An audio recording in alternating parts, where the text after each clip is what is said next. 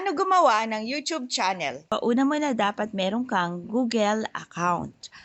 Kapag meron ka ng Google account, nakagawa ka na, yan, check mo yung iba't ibang details na na-fill up mo, yung basic info, name, birthday, gender, at kung ano-ano pa. Pwede mo rin baguhin ang profile niyan. And then, punta ka sa YouTube, click mo yung K, and then, baguhin mo ngayon ang yung channel name. Nasa iyo kung gusto mo i-maintain o ipareho siya sa name ng yung Google account.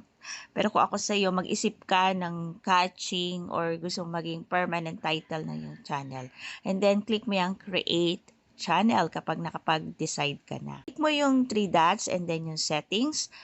Ayan, isa-isahin mo yung mga tab. Makikita mo naman dyan kung ano yung dapat mong baguhin. Pero importante, kung gusto mong hindi nakikita yung mga sinab mo, pindutin mo yung history and privacy.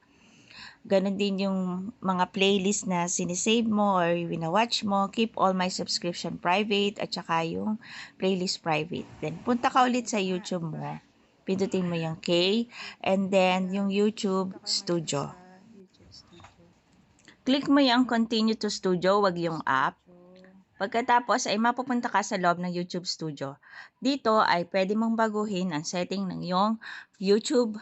Kung ano man ang dapat na ayusin, ay dito siya inaayos. Sa next video ay didiscuss ko isa-isa kung paano gamitin ang YouTube Studio. Yun lang, sana may natutunan.